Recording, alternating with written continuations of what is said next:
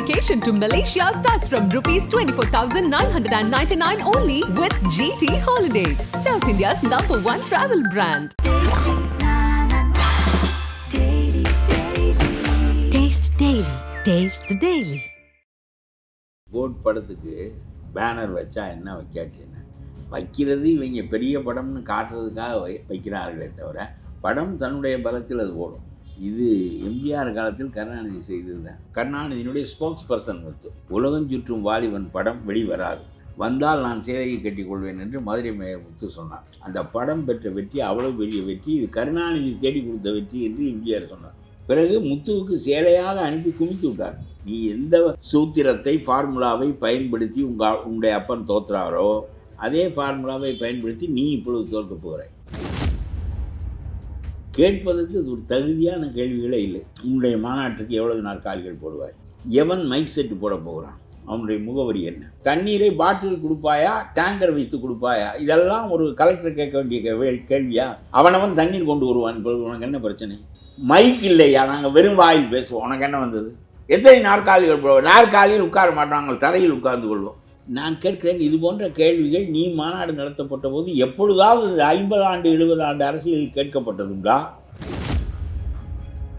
நானாக இருந்தால் ஒரு ட்ரையல் மாநாடு நாங்கள் நடத்தி காட்டுகிறோம் கலெக்டர் ஆஃபீஸ்க்கு முன்னால், நீங்களே எண்ணிக்கொள்ளுங்கள், எண்ணிக்கொண்டு எங்களுக்கு உரிமை தாருங்கள், 22ஆம் தேதி என்றைக்கு நடக்கும், நானும் வருகிறேன் என்று சொன்னால் அவ்வளோதான். 22ஆம் தேதி கலெக்டர் மூடிக்கொண்டு போக வேண்டியதான் எங்கேயாவது. அந்த உறுதிக்கு விஜய் வந்தாலுடைய இந்த மோசமான கூட்டத்தை சமாளிக்கவே முடியாது.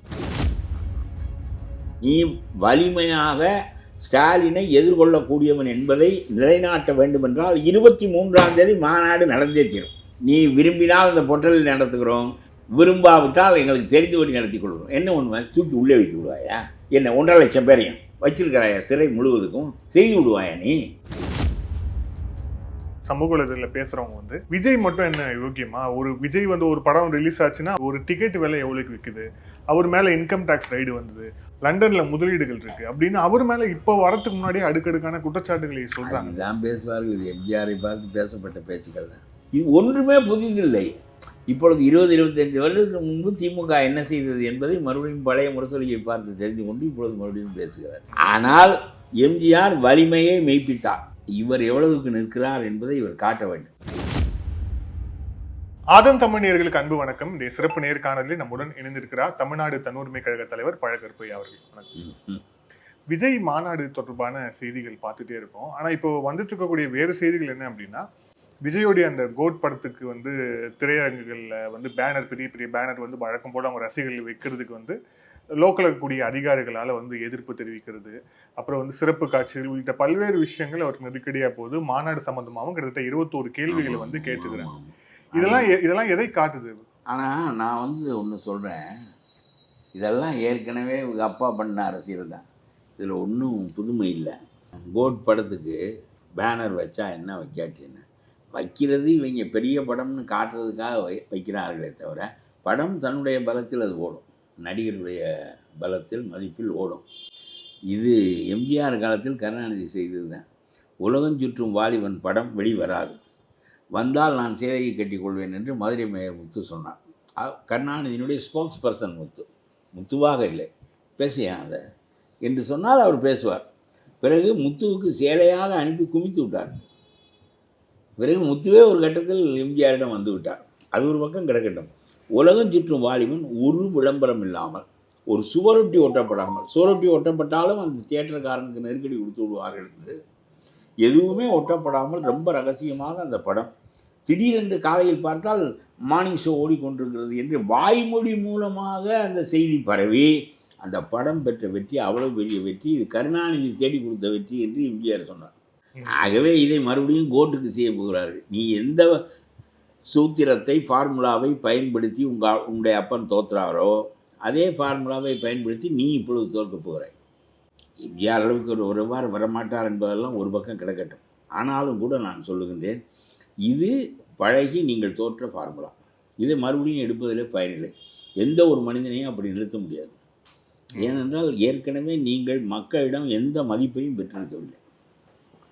ஊழல் மற்ற காரியங்கள் கொள்ளையடிப்பதற்காகவே வந்த ஒரு திருட்டு கூட்டம் என்று தான் உங்களுக்கு பெயர் இருக்கிறதே தவிர இன்றைக்கு இருக்கின்ற அரசியலில் 2 பெரிய கட்சிகள் அவை தான் நிற்க முடியும், அவை தான் வெற்றி பெற முடியும், அவை தான் அடிப்படையான வாக்குகளை வைத்திருக்கின்றன, பணம் செலவழிக்க முடியும் என்ற அடிப்படையில் ஓடிக்கொண்டே இருக்கிறதே தவிர அரசியல் திடீரென்று மாறும். இன்னொரு பெரிய வலிமையான ஆள் உள்ளே வருகின்ற போது மாறும். அவனை வளர்க்கப் போவது நீங்கள் தான். இல்லாவிட்டால் அவர் சாதாரணமாகவும் போய்விடக்கூடும். இப்பொழுது அவருடைய படத்தை ஓட விடாமல் செய்து மக்களிடையே அந்த படம் தகுதியோ தகுதி இல்லையோ ஓட வைத்து விடுவார்கள். பிறகு அவருக்கு நெருக்கடி கொடுக்கப்படுகிறது என்ற அளவுக்கு ஒரு பரிவு அவர் மேல் ஏற்படும். நீ எவ்வளவு நெருக்கடி கொடுக்குறாயோ அவ்வளோ பரிவு அந்த பக்கம் ஏறும். இந்த முட்டாள்தனங்களை உன் தகப்பனார் செய்து தோல்வி அடைந்த ஒரு சூத்திரத்தை மறுபடியும் நீ கடைபிடிக்க முயல்வீர்களே, ஆனால் நீங்கள் எந்த ஒன்றையும் வரலாற்றிலிருந்து கற்றுக்கொள்ளாதவர்கள் என்பதுதான் பொருள். அது ஒரு பக்கம் இருக்கட்டும். இந்த மாநாட்டுக்கு 22 கேள்வியை அனுப்பியவன் சர்வ முட்டாள். அவன் கலெக்டராக இருந்தாலும் சரி, அவன் போலீஸ் அதிகாரியாக இருந்தாலும் சரி, கேட்பதற்கு ஒரு தகுதியான கேள்விகளே இல்லை. இந்த அரசாங்கம் எவ்வளவு முட்டாள்தனமான அரசாங்கம் என்பதற்கு அது அடிப்படை. அவன் கேட்கிறான், உன்னுடைய மாநாட்டுக்கு எவ்வளவு நாற்காலிகள் போடுவாய்? நாற்காலியே போட மாட்டேன். அவன் தரையில் உட்காருவான், நின்று கொண்டு கேட்பான், உனக்கு என்ன, இது என்ன கேள்வி? நாற்காலி போட்டு நடத்த வேண்டும் என்று உனக்கு யார் சொன்னார்கள்? என்னுடைய ஆட்கள் சம்மணம் போட்டு தரையில் உட்கார்ந்து கொண்டு கேட்பார்கள். இதை எப்படி நீ இது என்ன கேள்வி? இதற்கு என்ன பதில் சொல்வது? எவ்வளவு முதியோர்கள் வருவார்கள், எவ்வளவு பெண்கள் வருவார்கள், எவ்வளவு பிள்ளைகள் வரும்? சரி, ஒரு 10 நாட்களுக்கு முன்பு இவர் என்ன செய்ய வேண்டும் என்றால், இது மாதிரி கேள்விகளாக கேட்டுக்கொண்டே போகிறார்கள்.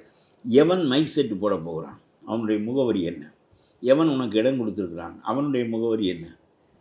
நான் கேட்கிறேன், இது போன்ற கேள்விகள் நீ மாநாடு நடத்தப்பட்ட போது எப்பொழுதாவது 50 ஆண்டு 70 ஆண்டு அரசியலில் கேட்கப்பட்டதுண்டா? நீங்கள் விருகம்பாக்கத்தில் 67க்கு முன்பு மாநாடு போட்ட காலத்திலிருந்து எதிர்க்கட்சி ஆட்சி இருந்தபோது இந்த மாதிரி கேள்விகளை உங்களிடம் கேட்டார்களா? பிறகு நீங்கள் தொடர்ந்து ஆளுகிறீர்களே, இது மாதிரி கேள்வியை நீ யாருக்கும் கேட்டிருக்கிறாயா? உன்னை யாரும் கேட்டிருக்கிறார்களா? அறிவோடு பேசுகிறீர்களா?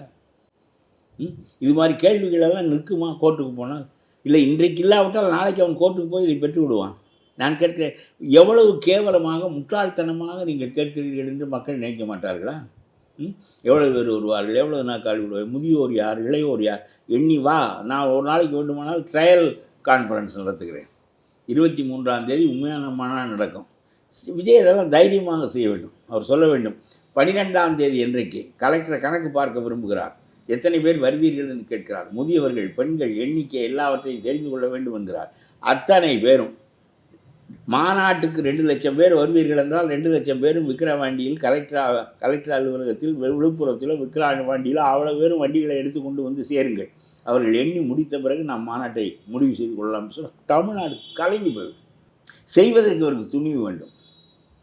சும்மா சவச்சவ என்று இவர்கள் அரசியல் நடத்தினால் நீ எத்தனை மணிக்கு ஒன்றுக்கு இருந்தா என்று கூட கேட்பார்கள் அவர்கள்.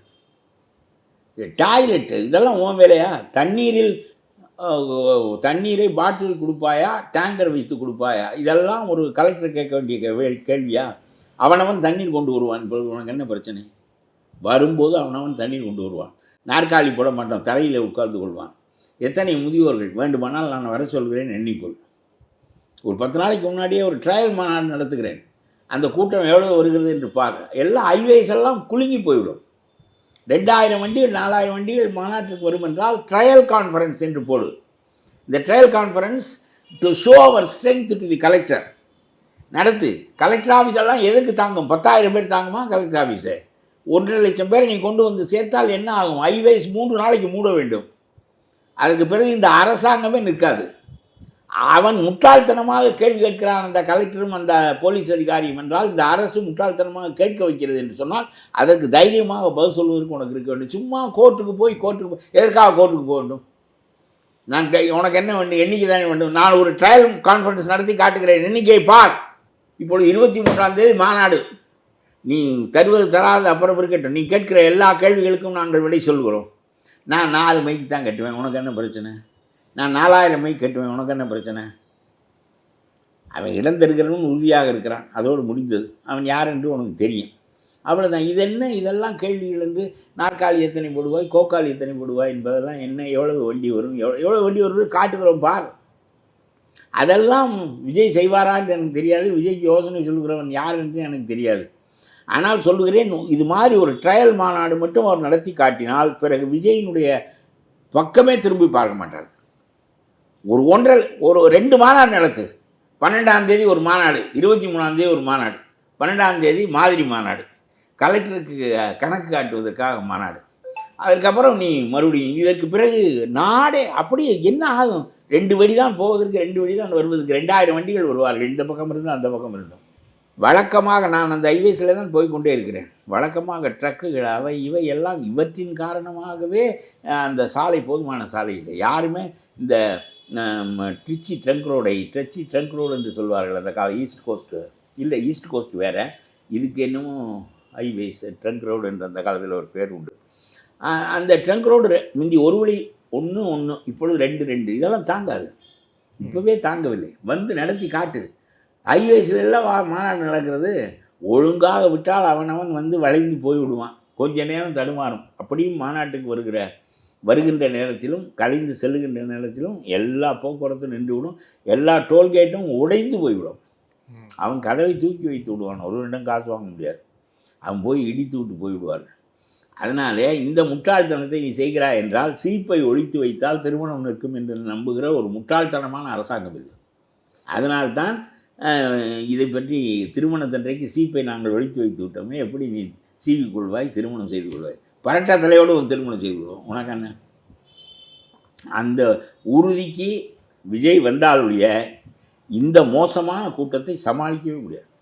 சும்மா வந்து சவச்சவ என்று நாங்கள் இவர்கள் தராவிட்டால் கோர்ட்டுக்கு போ எல்லாம் போய் சவச்சன்னு பேசி அங்கே உனக்கு கேட்பது என்ன? உன்னுடைய கேள்வி எத்தனை பேர் வருவார்? காட்டுகிறேன்ப்பா, கலெக்டர் ஆஃபீஸுக்கு வர சொல்கிறேன் கூட்டத்தை, எவ்வளோ பேர் என்று எண்ணிக்கொள். வேண்டாம் மாநாட்டுக்கு அனுமதி தருகிறேன், வேண்டாம் என்றவன் கதற வேண்டும்.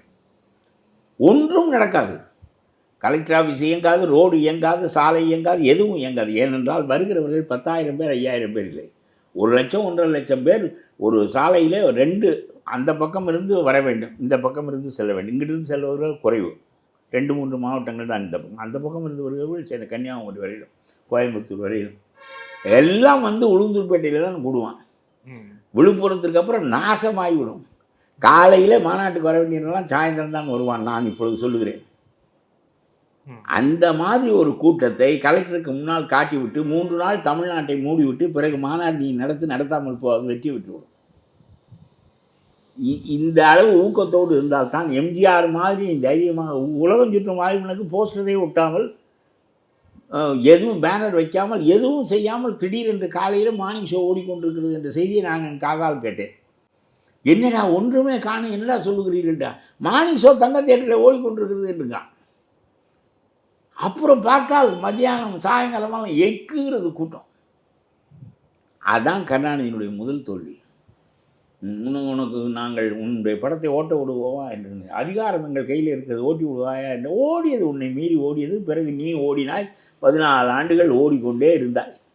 எம்ஜிஆர் செத்த பிறகுதான் திரும்ப உன்னால் இந்த தமிழ் பூமிக்குள்ளே நுழைய முடிந்தது. இந்த முட்டாள்தனத்தை இப்பொழுது அவருடைய மகன் தகப்பன் எந்த காரியத்தை செய்து தோத்தாரோ அதே காரியத்தை இவர் செய்ய போகிறார்.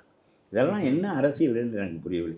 கோர்ட்டுகளெல்லாம் சொல்ல வேண்டும். நீ இந்த மாதிரியான கேள்வித்தால் எந்த மாநாட்டிற்காவது எந்த கட்சிக்காவது கொடுக்கப்பட்டிருக்கிறதா? கோர்ட் கேட்க வேண்டும். எவன் மைக் செட் போட்டால் உனக்கு என்ன? மைக் இல்லையா, நாங்கள் வெறும் வாயில் பேசுவோம், உனக்கு என்ன வந்தது? எத்தனை நாற்காலிகள் போடுவோம்? நாற்காலியில் உட்கார மாட்டாங்க, தரையில் உட்கார்ந்து கொள்வோம். இது என்ன பதில்? இது என்ன கேள்வி? அதாவது அப்புறம் எத்தனை நாற்காலி போடுவோம், என்ன மைக் செட்டு என்று சொன்னால் அடுத்த கேள்வி கேட்பான், எத்தனை குழாய்கள் கட்டுவீர்கள் என்பான். வரிசையாக இன்னும் 2 ஆண்டுகளுக்கு கேள்வி கேட்டுக்கொண்டே இருக்கலாம். நீ பதில் சொல்வதற்கு தயாராக இருந்தால் அவர்கள் கேள்விகள் கேட்டுக்கொண்டே இருப்பார். பதிலே சொல்லாதே. ஒரு ட்ரையல் மாநாடு நடத்துகிறேன், நீ எண்ணிக்கையெல்லாம் பார்த்துக்கொள், எல்லாம் சரியாக இருக்கிறது என்றால் எனக்கு இடம் கொடு, அப்புறம் நான் பேசிக்கொள்கிறேன் மாநாட்டில். நானும் வருகிறேன் கலெக்டர் ஆஃபீஸுக்கு கணக்கு சொல்வதற்கு என்று சொல்ல வேண்டும். என்ன ஆகும்? ஒரு அறிவும் இல்லாத அரசாங்கம். இவரை மிரட்டி பார்க்கிறார்கள். இவர் மிரண்டால் முடிந்தது கதை, மிரளாவிட்டால் தூக்கி அடித்தால் ஸ்டாலின் காலி. அவ்வளோதான் எனக்கு தெரியுது. ஆகவே எனக்கு அதை பற்றி ஒன்றுமில்லை. இவர் இன்னைக்கு என்ன செய்ய போகிறார் அரசியல் என்றே எனக்கு தெரியாது. கையை மூடிக்கொண்டே இருக்கிறார். இவர் என்ன சொல்ல வருகிறார், எதை மாற்ற நினைக்கிறார், எது ஏற்கனவே கெட்டு போயிருக்கிறது, எதை இவர் புரிந்து கொண்டிருக்கிறார், எப்படி புரிந்து கொண்டிருக்கிறார், இவர் புரிந்து கொண்ட விதம் சரிதானா, அது அந்த அந்த மாதிரி நாடு மாறுதல் அடையுமானால் நாட்டுக்கு நல்லதா என்கின்ற கேள்விகளெல்லாம் உள்ளடக்கி நிற்கிறது அந்த மாநாடு. அதற்கேற்ப இவர் செய்யாவிட்டால் சும்மா விசில் அடிக்கிற சத்தமெல்லாம் இனிமேல் ஓய்ந்து விடும். அதெல்லாம் முடிந்தது கதை. அது வெறும் படம். கோட்டை வெற்றி பெற வைக்கின்ற வழி வேறு, அரசியலில் வெற்றி பெறுகின்ற வழி வேறு. எம்ஜிஆருக்கு பிறகு யாருமே வெற்றி பெறவில்லை. ஓரளவுக்கு வெற்றி பெற்றது விஜயகாந்த் மட்டும்தான். சிவாஜியெல்லாம் அவரே தோற்று போனால் அவருடைய சொந்த மக்களால் தோற்கடிக்கப்பட்டார். என்ன சொன்னார், எல்லாம் சொந்தக்காரங்களே தோற்கடிச்சிட்டாங்கப்பா, சொத்தெல்லாம் போச்சு கருப்பையா அப்படின்னார். அப்படி அவருக்கு தோற்கடித்ததை விட சொத்து போச்சேங்கிறது தான் பெரிய வருத்தமாக இருக்கும். ரொம்ப நல்ல மனம் விட்டு சொல்லுவார். என்ன தன்னை தோற்கடித்ததை அவரால் மன்னிக்கவே முடியல. அந்த மாதிரி அதாவது புரிந்து நடந்து கொள்ள வேண்டும். ஜானகியோடு சேர்ந்தது அவருடைய தோல்விக்கு காரணம். யாரோடு சேர வேண்டும் என்றே தெரியாமல் சும்மா இந்த இந்த இளங்கோவனையெல்லாம் சிவாஜி கணேசனுடைய மன்றத்தில் தான் இளங்கோவன் இருந்தார், EVKS இளங்கோவன். அவரால் இவர் எம்எல்ஏ ஆக்கப்பட்டவர் தான். அவருக்கு எப்போது சிவாஜி மாதிரி ஒரு ஆள் வேணும், இல்லைன்னா ஸ்டாலின் மாதிரி ஒரு 200 கோடி ரூபா செலவழித்து ஒரு எம்எல்ஏ ஆக்க வேண்டும். இந்த மாதிரி அவர்களுக்கு ஜால்ரா அடித்து கொண்டு மிச்ச அரசியலை நடத்துகிறார் ஒரு பெரிய அரசியல் தந்தையினுடைய மகன் அவர். ஆக இப்படித்தான் போகிறது. ஆக எனக்கு இதை பார்த்தவுடன் எனக்கே என்னடா இப்படி ஒரு மட்டமான அரசாங்கமாக இருக்கிறது. இதுபோல் எந்த மாநாடு நடத்துகின்றவனும் கேள்வி கேட்கப்பட்டதில்லை. அதெல்லாம் உன்னுடைய வேலை இல்லை. உனக்கு மக்களுக்கு தொந்தரவில்லாத போக்குவரத்துக்கு, மக்களுக்கு மற்றவர்களுக்கு தொந்தரவில்லாத இடமா என்று சரிபார்த்து கொண்டு அதற்கு நேரம் ஒதுக்கு இல்லை என்றால் இந்த நேரம் அவர்களுடைய அதற்குள் நீங்கள் வந்து விட வேண்டும். பிறகு மற்றவற்றையெல்லாம் நிறுத்தி விடுவோம் நாங்கள். ஏனென்றால் வழக்கமான போக்குவரத்து நடந்தாக வேண்டும், சரக்குகள் போயாக வேண்டும், மனிதர்கள் போயாக என்று நீ சொல்லு. அதெல்லாம் நியாயம். அதையெல்லாம் விட்டு நடத்து. அவனை பேசவே அவர் என்ன பேசுகிறார் என்று பார். உங்களுடைய பண செல்வாக்கு இருக்கிறது, அதிகார செல்வாக்கு இருக்கிறது. நீங்கள் எப்பொழுதுமே களவாணித்தனம் செய்கின்றதில் ரொம்ப தேர்ந்தவர்கள். எல்லாம் செய்து பார், அப்புறம் செய்யலாம். இந்த வேலை என்ன வேலை? முட்டாள்தனமாக இருக்கிறது உங்களுடைய கேள்விகள். ஊரிலே எவனாவது ஒருவன் அரசாங்கம் இப்படி கேள்வி கேட்கிறது என்று சொன்னால் சிரிப்பான். கோர்ட்டுக்கு போனால் கோர்ட்டு சிரிக்கும். எத்தனை நாற்காலி போடுவாய், எத்தனை மைக் செட் கட்டுவாய்? மைக்கே கட்ட மாட்டேன், வாயால் பேசுவேன். உனக்கு என்ன மாநாட்டுக்கு இடம் கொடு என்றால் கொடு. ஒரு உத்தேசமாக 1,00,000 பேர் வருவார்கள் என்று நாங்கள் எதிர்பார்க்குறோம். 3 லட்சம் பேர் இருந்தால் என்ன செய்ய போகிறாய்? 30,000 பேர் தான் வருகிறார்கள். அதுக்காக என்ன ஆக போகிறது? ஏதாவது ஒரு உத்தேசம் தானே செய்ய வேண்டும். சாப்பாட்டு பொட்டலம் போட்டு கொடுப்பாயா, சமைத்து போடுவாயா? இந்த கேள்விக்கு இவர்கள் பதில் சொல்லி பழகிவிட்டால் அடுத்தாற்போல் என்ன குழம்பு வைப்பாய்? முட்டாள்களை கொண்ட அரசாங்கம் பாருங்கள். இல்ல, ஆனா இந்த விஜயகாந்த் அவர்கள் வந்தப்போ அந்த மண்டபம் இடிக்கப்பட்டது. அப்போ நெடுஞ்சாலைத்துறை அமைச்சராக TR பாலு இருந்தார். இடிக்கப்படுது. அது பழிவாங்கும் முயற்சின்னு பார்க்கப்படுது. இந்த மாதிரியான விஷயங்கள் விஜய்க்கு நடக்குது அப்படிங்கும்போது, ஆனா அவர் நடந்தால் அதே மாதிரி வரும். பழிவாங்க நடவடிக்கையாக பார்க்கப்படும். பிறகு உன் மீது பரிவு உண்டாகும். நீ எய்த்து நின்றால் தானே. நீ அப்புறம் சாப்பாட்டு பொட்டலம் போடுவாயா, சமைத்து போடுவாயா என்றால் பொட்டலம் போடுவோம். இப்படி கேள்வி கேட்டுக்கொண்டே இரு. இதில் சமைத்து போடுவோம், சோறு போடுவோம். அப்புறம் என்ன குழம்பு வைப்பா என்று கேட்பான். அப்புறம் என்ன வஞ்சனம் வைப்பா என்று கேட்பான். துவையல் உண்டா என்று கேட்பான். இப்படியே கேட்டுக்கொண்டே இருப்பான். அந்த ஆண்டு முழுவதும் கேட்டுக்கொண்டே இருப்பான். பதில் சொல்லிக்கொண்டே இருக்கு. இதெல்லாம் கோர்ட்டுக்கு போவதற்கு கோர்ட்டுக்கு போக வேண்டும். நான் சொல்லுகிறேன், நானாக இருந்தால் ஒரு ட்ரையல் மாநாடு நாங்கள் நடத்தி காட்டுகிறோம் கலெக்டர் ஆஃபீஸுக்கு முன்னால். நீங்களே எண்ணிக்கொள்ளுங்கள். எண்ணிக்கொண்டு எங்களுக்கு உரிமை தாருங்கள். 22ஆம் தேதி இன்றைக்கு நடக்கும், நானும் வருகிறேன் என்று சொன்னால் அவ்வளோதான். 22ஆம் தேதி கலெக்டர் மூடிக்கொண்டு போக வேண்டியதான் எங்கேயாவது. அப்படி அரசியல் நடத்துவதா? அதை விட்டு நான் கோர்ட்டுக்கு போகிறேன்னு. சரி, அது அவர்கள் சிந்தனை. இல்லை, இப்போ நேற்று கட்சி தொடங்கி இன்று கொடியை அறிமுகம் செய்த ஒரு விஜய்க்கு 1949 ராபின்சன் பூங்கால தொடங்கப்பட்ட ஒரு கட்சி ஏன் நெருக்கடி கொடுக்கணும்? அது புரியாத வரலாறு. இவர்களுக்கு என்ன வரலாறு தெரியும்? நீதி கட்சி ஒரு 10 பேர் சேர்ந்து கொண்டு தியாகராஜ செட்டியார் தலைமையில், பழனிவேல்ராஜன், தியாகராஜ செட்டியார் அவங்களோட தலைமையில் தொடங்கினார்கள். இன்றைய காங்கிரஸ் ஆட்சி அரசியலுக்கு, அதிகார அரசியலுக்கு வருவதில்லை என்று இருந்ததினால் நீதி கட்சி வந்தது. இல்லாவிட்டால் நீதி கட்சி வந்திருக்க முடியாது. 37 காங்கிரஸ் உள்ளே நுழைகிறது. நாங்கள் அதிகார அரசியலுக்குள் வருகிறோம், பவர் பாலிடிக்ஸ். அவ்வளோதான். நீதி கட்சி அதோடு மூடிக்கொண்டு போய்விட்டது, முடிந்தது என்னுடைய கதை.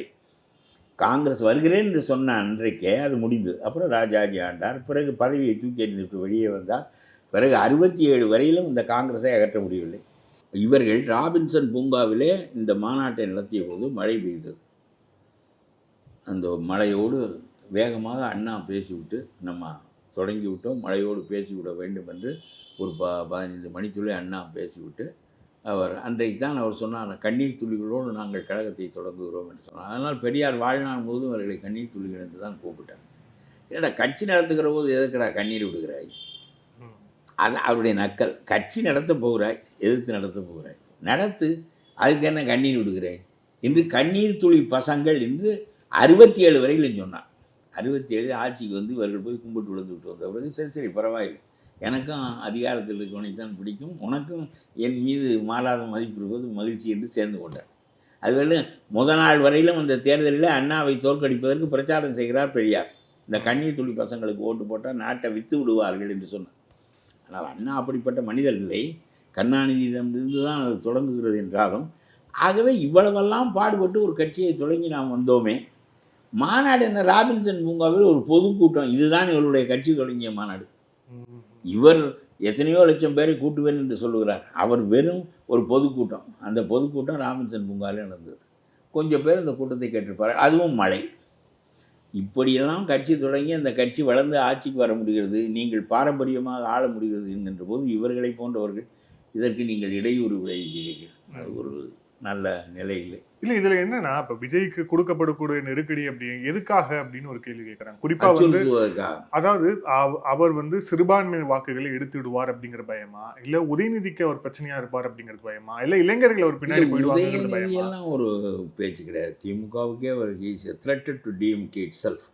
அது ஒரு பெருசாக தெரியவில்லை. உதயநிதிக்கு என்ன இருக்குது, ஒன்றும் பேச தெரியாது. சனாதனம் என்று சொன்னார். நாளைய தலைவர் அவர் தானே திமுக.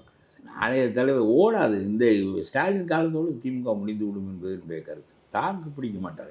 இந்த ஆட்சியில் ஏற்பட்டிருக்கிற வெறுப்பு திமுகவை வீட்டுக்கு அனுப்பும். இவர்கள் என்ன கணக்கெடுத்து 10% தான் அவர் வாங்குவார் என்று சொன்னால் 10% வாங்குவது போலத்தான் உங்களுடைய நடவடிக்கை அமையும் என்றால் அப்படித்தான் அமையும். எனக்கு அதெல்லாம் தெரியாது. நல்ல கொள்கைகளை ஊன்றி நல்ல வரிசைகளை, தலைமை வரிசைகளை உண்டாக்கி எல்லாவற்றையும் நீ செய். ஊக்கமாக நீ முதலிலே ஊக்கமானவன் என்பது இந்த மாநாட்டை எய்த்து சரி நான் சொன்ன யோசனையை நீ செய்து பார்ப்போம். ஒரு மாதிரி மாநாடு, நாங்கள் கலெக்டருக்கு கணக்கு கொடுக்க ஒரு மாதிரி மாநாடு நடத்துகிறோம். அவர்கள் எவ்வளவு பேர் வருவார்கள் என்று விடாமல் கேட்கிறார்கள். முதியோர்கள், பெண்கள், எனக்கு கணக்கு தெரியவில்லை. நாற்காலியெல்லாம் போடுவதற்கு எனக்கும் கணக்கு தெரியவில்லை. ஆகவே நாங்கள் கலெக்டரிடம் வந்து கூடுகிறோம். அவர் கணக்கையெல்லாம் பார்த்து கொண்ட பிறகு மாநாட்டுக்கு அனுமதி கொடுக்கட்டும் என்று சொல்லி, மாநாட்டுக்கு வருகிறாயோ இல்லையோ மாதிரி மாநாட்டுக்கு வா. மாநாட்டிற்கு நீ வராவிட்டால் பரவாயில்லை, அந்த மாவட்டமே 3 நாட்களுக்கு குலுங்கி போக வேண்டும். அதுபோல் ஒன்று நடத்தி பிறகு கேள்வி கேட்பானா, அன்றைக்கே இவன் திமுகவை அகற்றுவதற்கு தகுதியுடையவன் என்று நினைப்பான். திமுக போல அராஜகமான கட்சியை அகற்றுவதற்கு இவன் தகுதியுடையவன் என்று மக்கள் நினைப்பாங்க. நீ இப்படியே கோர்ட்டுக்கு போய் அதற்கு போய் இதற்கு போய் கணக்கு சொல்லி கொண்டு, இல்லை நாங்கள் இத்தனை நாற்காலி போடுவதாக இருக்கிறோம், அப்புறம் கை வைத்த நாற்காலியா கை வைத்த வைக்காத நாற்காலியா என்று கேட்பான். எது வேண்டுமானாலும் கேட்பான். குழம்பு என்றால் சாம்பார் வைப்பாயா என்று கேட்பான், சாம்பார் என்றால் புளிக்குழம்பா என்று கேட்பான். ஏதாவது கேட்டுக்கொண்டே இருப்பான். இதெல்லாம் ஒரு பேச்சா? நாற்காலி எத்தனை போடுவாய் என்று எந்த முட்டாள்தனமான அரசாங்கமாவது கேட்குமா? ஒரு புத்தி உள்ள ஒரு மந்திரி, ஒரு முதல் மந்திரிக்கு இந்த புத்தியெல்லாம் வேண்டாமா? தரையில் உட்கார்ந்து மாநாடு கேட்போம், உனக்கு என்ன வந்தது? இப்பொழுதே இவர் வீறு கொண்டால்தான் அந்த அரசாங்கம் பயப்படும். உன்னோடு கூடி சேரவர்கள் வருவார்கள். தாங்குவாய் நீ இரும்பு தூண், இரும்பு தூணின் மீது தான் ஏற்ற முடியும். தாங்குவாய், உன்னோடு நம்பி நிற்கலாம் என்கின்ற எண்ணமெல்லாம் வரும். கருத்துக்களை வலிமையாக வை. ஆட்சித்திறன் இல்லை, maladministration of the DMK government சொல்லு. அப்புறம் ஊழல் என்ன இல்லை சொல்லுவதற்கு? இந்த பையன்களுக்கு 1000 ரூபாய் கொடுத்து மேட்டிங் ஷோ பார்க்க வைப்பதினாலே அரசு ஆட்சிக்கு வந்து விட முடியும் என்று நீ நினைக்கிறாய் என்றால், இந்த பையன்களுக்கு 1000, பெண்களுக்கு 1000, இந்த குடும்ப தலைவிக்கு 1000, அந்த குடும்பம் 10,000 ரூபாய் டாஸ்மார்க்கில் இழந்து கொண்டிருக்கிறது. இதற்கு ஒவ்வொருத்தருக்கும் 1000. ஆனால் அவன் என்ன நினைப்பான் என்று அவர் நினைக்கிறார் என்று சொல்லுகிறார்கள் என்றால், ஸ்டாலின் அங்கிள் நமக்கு பாக்கெட் எக்ஸ்பென்சஸ்க்கு மாதம் 1000 ரூபாய் தருகிறார். நம்ம பெத்த அப்பன் தர்றானா? 10 ரூபா தர்றானா? கணக்கு கேட்குறேன். ஒரு 50 ரூபா கொடுக்குறேன் சினிமா பார்க்குறதுக்கு. 50 ரூபாய்க்கு டிக்கெட் இங்கே கிடைக்கிது. நம்ம ஸ்டாலின் அங்கிள் 1000 ரூபா கொடுக்குறாரு. நம்ம நோக்கம் தான் பிரியாணி சாப்பிட்லாம், மேட்டி ஷோக்கு போகலாம், என்ன வேண்டுமானாலும் செய்யலாம் என்று எனக்கு ஓட்டு போடுவான் என்று அவர் பேசுகிறார். நான் பேசவில்லை. அவர் சொல்லுகிறார். இதை வைத்தே வாங்கி விடலாம். எத்தனை லட்சம் மாணவர்களுக்கு கொடுக்குறோம், எத்தனை பெண்களுக்கு கொடுக்குறோம், இது இந்த அரசியல் எவ்வளோ நாளைக்கு ஓடும் என்று பார்ப்போம். நீ மற்ற எல்லாவற்றிலும் ஏற்றுகிற சுமை, மின் கட்டணத்தின் மீது ஏற்றுகிற சுமை, மற்றவற்றிலெல்லாம் ஏற்றுகின்ற சுமை எல்லாம் சேர்ந்து உன்னை அமுக்கும். உன்னுடைய மால் அட்மினிஸ்ட்ரேஷனுடைய எந்த கூறாவது வெளிப்படுமானால் அதனால் வருகிற நெருக்கடிகள், அதுதான் மக்கள். அரிசி கிடைக்கவில்லை என்பதுதான் 67 பக்தவச்சலத்தை அகற்றியது. அரிசி கிடைக்கவில்லை, பக்தவச்சலம் வீட்டுக்கு போய்விட்டார். இந்தி போராட்டம் இளைஞர்களிடையே ஒரு வீறு கொண்ட எண்ணத்தை ஏற்படுத்தியிருந்தது. அது படையாக பயன்பட்டது. இந்த அரிசி பஞ்சம் என்பது மக்களை மாற்று சிந்தனைக்கு உள்ளாக்கியது.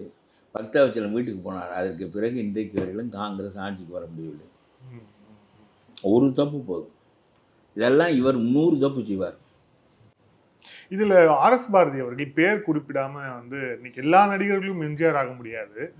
2 அமாவாசைக்கு தாங்குறாரா? எம்ஜிஆரை ஒப்புக்கொண்டாயா? 100 நாள் படம் என்று தானே நீ எம்ஜிஆரை சொன்னாய். 2 அமாவாசைக்கு தாங்குறாரான்னு பார்ப்போம்னு விஜய சொல்றாரு. இது நீங்கள் விளக்கமாக பேசுகிற டயலாக்கு. எம்ஜிஆர் 100 நாள் படம் போல் 100 நாளைக்கு அரசியல் இருப்பார், அது ஓடி விடுவார். அவர் ஆட்சிக்கு வந்தாலும் அவருடைய ஆட்சி 100 நாள் தான் இருக்கும் என்று சொன்னார். 14 ஆண்டுகள் நீ தான் வெளியே இருந்தாயே தவிர அவர் வெளியே வரவே இல்லை. நீ 100 நாள் வெளியே இருக்கவில்லை. 14 ஆண்டுகள். ராமனுக்கு அப்புறம் வனவாசம் போன ஒரே ஒரு ஆள் கருணாநிதி தான். வனவாசம் போக வைத்தவர், அங்கே கையை மாறி இங்கே வனவாசம் போக வைத்தவர் எம்ஜிஆர். வெக்கம் இல்லாமல் பேசுகிறார். என்னமோ எம்ஜிஆர் ஆகிவிட முடியாது என்று எம்ஜிஆருடைய புகழ் இப்பொழுது தெரிகிறதாக்கும். அப்பொழுது தெரியவில்லை. அது மாதிரி இவரும் வந்த பிறகு தெரிந்து கொள்வார். எனக்கு இவருடைய கட்சியை பற்றி ஒன்றும் இல்லை என்று வைத்துக் கொள்ளுங்கள். பேச்சுக்கு சொல்கிறேன் நான். ஏதோ அது எதுக்கு வரட்டுமே, வந்து கையை விரிக்கட்டுமே. அந்த கையில் ஒன்றும் இல்லையே, என்ன வெறும் சவ்வு முட்டாய் தான் வைத்திருக்கிறார், பாதாம் அல்வா வைத்திருப்பார் என்று நினைத்தோமே என்று திறந்த பிறகு பேசுவோமே. இப்போ என்ன வந்தது? நான் சொல்லுகிறேன், ஒன்றுமே தெரிவதற்கு முன்னாலே நீ தாங்க மாட்டாய் ஓடி விடுவாய். எம்ஜிஆரையும் இப்படித்தான் சொன்னீர்கள், நீங்கள் தான் ஓடினீர்கள். வருகின்ற மனிதன் கடைசியில் இன்னொரு 14 ஆண்டுகள் உங்களுக்கு பேரங்காலம் வரையிலும் வனவாசம் போக வைக்கலாம், யாருக்கு தெரியும்? ஆனால் நான் உண்மையிலே சொல்ல, எனக்கு தெரியாது இந்த கட்சி எவ்வளவுக்கு வலிமை பெறும், சிறப்பாக இருக்கும், இது ஆட்சியை மாற்றி விடுமா என்பதெல்லாம் எனக்கு தெரியாது. அதற்குரிய வலிமையோடு போருக்கு வருகின்ற போது போருக்குரிய வலிமையோடு தான் நம்ம வந்து அதை எதிர்கொள்ள முடியும்.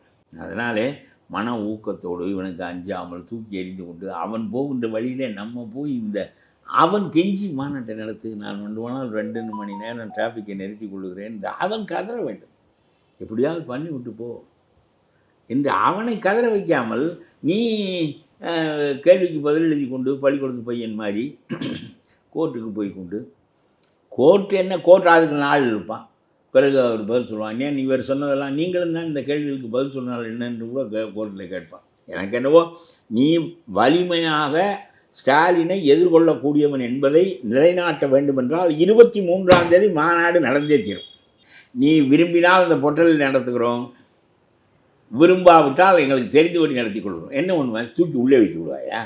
என்ன 1.5 லட்சம் பேரையும் வச்சிருக்கிறாயா? சிறை முழுவதுக்கும் ஆள் வைத்திருக்கிற, சிறை கட்டி வைத்திருக்கிறாயா? செய்து விடுவாயா நீ? அவ்வளவு வலிமையாக விஜய் எதிர்கொள்ளாவிட்டால் இந்த ஸ்டாலின் அரசை அசைக்க முடியாது. அவங்க எல்லா குறுக்குத்தனமான சங்கதிகளும் செய்வார்கள். பணம் வைத்திருக்கிறார்கள், அதிகாரம் வைத்திருக்கிறார்கள், நியாய அநியாயமே தெரியாதவர்கள். அத்தகைய மனிதர்களிடம் போய் மோதுகிறாய். நியாய அநியாயம் தெரிந்தவனிடம் மோதலாம். ராஜாஜியிடம் பிள்ளையார் சிலையை போட்டு உடைக்கலாம், அவர் ஆடுக்கு அந்த பக்கம் திரும்பி கொண்டிருப்பார். ராஜாஜி காலத்தில் தானே பெரியார் பிள்ளையார் சிலையை போட்டு உடைத்தார். ஒரு ஆளை கைது செய்யவில்லை. ஒரு ஆள், நான் சின்ன பையன் இதை வேடிக்கை பார்த்தேன். தீயணைப்பு நிலையத்துக்கு பக்கத்தில் அரச மரத்தடியில் ஒரு பிள்ளையார் இருந்தார். அந்த பிள்ளையாரை திகாக்காரங்க கொண்டு போய் ஒரு கம்மாய்க்குள்ளே பதிச்சு வச்சுட்டாங்க. பிள்ளையாரை காணும். இது 4 நாளைக்கு பேசிட்டு பிறகு பிள்ளையார் மறுபடியும் தண்ணி வற்றணுன்னு வந்துட்டார். ராஜாஜி சொன்னார், அது கடவுளை ஒழிப்பதற்கு பிள்ளையாரை ஒழித்தால் போதுமா என்று சொல்லிவிட்டு பேசாமல் இருந்து விட்டார். என்ன ரொம்ப அறிவாளி அவர். அதனாலே இதை பொருட்படுத்தவே இல்லை. ராமனை செருப்பால் அடித்தார் பெரியார், கருணாநிதி பயந்து விட்டார், இதனால் வாக்குகள் போய்விடும் என்று சொல்லி பயந்து விட்டார். ஆனால் ராஜாஜி பயப்படவே இல்லையே, கடவுள் நம்பிக்கை ஒழிந்து விடும் என்று அஞ்சவே இல்லை. அவர் இது இப்படி ஒன்று நடக்காது. அவர் ஒன்று சொன்னார், பாவம் பெரியாருக்கு செலவு ரொம்ப அதிகம் வரும், ஏனென்றால் கோயில் இதை எடுத்தால் நாம் கிரிமினல் வழக்கு தொடுத்து விடுவோம், இவர் சொந்தமாக ஒரு பிள்ளையாரை கல்லில் அடித்து கொண்டு வந்து உடைக்க வேண்டியதாக இருக்கிறது. இப்படி இதுக்கு செலவு வேறு அவர்கள் செய்து இந்த காரியத்தை செய்ய வேண்டியது இருக்கிறது என்று சொல்லிவிட்டார் ராஜாஜி. அப்படியானால் நீ கோயிலுக்குள்ளே போனால் நான் பிடித்து உள்ளே வைத்து விடுவேன். இவர்கள் போகவில்லை. வீதியில் இருந்த பிள்ளையார்களை தானே உடைத்து கொண்டு இருந்தார்கள். வீதியில் இருந்த பிள்ளையார் பாதி இவர்கள் கொண்டு வந்தது தான். அது பிள்ளையார் எதிர்ப்பை போட்டு காட்டினார்கள், எதாவது கீழே போட்டு உடைத்து. அதெல்லாம் இல்லை. ஆகவே சொல்லுகிறேன், நல்ல ஊக்கம் இவையெல்லாம் இருந்தால்தான் அரசியலில் இதுதான் சரியான. நீங்கள் யார்? உங்களை தழுவி கொண்டு நிற்பதற்கு நீங்கள் வலியவர்கள் தானா? உங்களை பின்பற்றி வரலாமா? நீங்கள் இந்த நச்சு சக்தியை அகற்றுகின்ற ஆற்றல் உங்களுக்கு இருக்கிறதா இல்லையா என்று நீங்கள் காட்ட வேண்டிய இடம் இந்த மாநாடு தான். இவர்கள் எதிர்த்து விட்டதினால், இல்லாவிட்டால் அது தானாக 10 தீர்மானம் போடுவீர்கள். உங்களுடைய அறிவார்ந்த உங்களுடைய கட்சி மனிதர்கள் பேசுவார்கள், வழக்கம் போல் முடிந்துவிடும். அது ஒன்றும் பெரிதாக இருக்காது. எவ்வளோ பேர் வந்தார்கள் 2 நாளைக்கு கேட்டுக்கொண்டே இருப்பார்கள். இப்பொழுதுதான் உன்னை களத்திற்கு அழைக்கிறான் அவன். நீங்கள் யானைப்படை வைத்திருக்கிறீர்களை தூக்கி கொண்டு போங்கள், வானைப்படையை விரட்டி கொண்டு போங்க. இதில் வந்து அரசு செய்யறது ஒரு பக்கம், இன்னொரு பக்கம் திமுகவுடைய ஆதரவாளர்கள் அப்படின்ற பேரில் சமூக வலைதளத்தில் பேசுகிறவங்க வந்து விஜய் மட்டும் என்ன யோக்கியமா? ஒரு விஜய் வந்து ஒரு படம் ரிலீஸ் ஆச்சுன்னா அவருடைய ஒரு டிக்கெட் விலை எவ்வளோக்கு விற்குது, அவர் மேலே இன்கம் டேக்ஸ் ரைடு வந்தது, லண்டனில் முதலீடுகள் இருக்குது அப்படின்னு அவர் மேலே இப்போ வரத்துக்கு முன்னாடியே அடுக்கடுக்கான குற்றச்சாட்டுகளை சொல்கிறாங்க. இதுதான் பேசுவார்கள். இது எம்ஜிஆரை பார்த்து பேசப்பட்ட பேச்சுக்கள் தான். இதைத்தான் பேசுவார்கள். எம்ஜிஆர் வருமான வரிக்கு பயந்து தான் கட்சியே ஆரம்பித்தார் என்று தான் கருணாநிதி சொன்னார். இது ஒன்றுமே புதிதில்லை. இப்பொழுது 20-25 வருடத்துக்கு முன்பு திமுக என்ன செய்தது என்பதை மறுபடியும் பழைய முரசொலியை பார்த்து தெரிந்து கொண்டு இப்பொழுது மறுபடியும் பேசுகிறார். அவ்வளவு. இதில் வேற எதுவும் இதெல்லாம் ஒன்றுமே கிடையாது. ஆனால் எம்ஜிஆர் வலிமையை மெய்ப்பித்தார். அது அவருடைய இயல்பு. அவர் எப்பொழுதும் அவரை எதிர்க்க அவர் வீடு கொள்வார். வாலி மாதிரி அவர் எதிர்க்க வாலிக்கு எப்படி பாதி பலம் வருமோ எதிர்க்க வீடு கொள்வார் எம்ஜிஆர். பின்வாங்க மாட்டார். இவர் எவ்வளவுக்கு நிற்கிறார் என்பதை இவர் காட்ட வேண்டும். நன்றி சார். பழைய கேள்வி. Thank you sir. Thank you so much.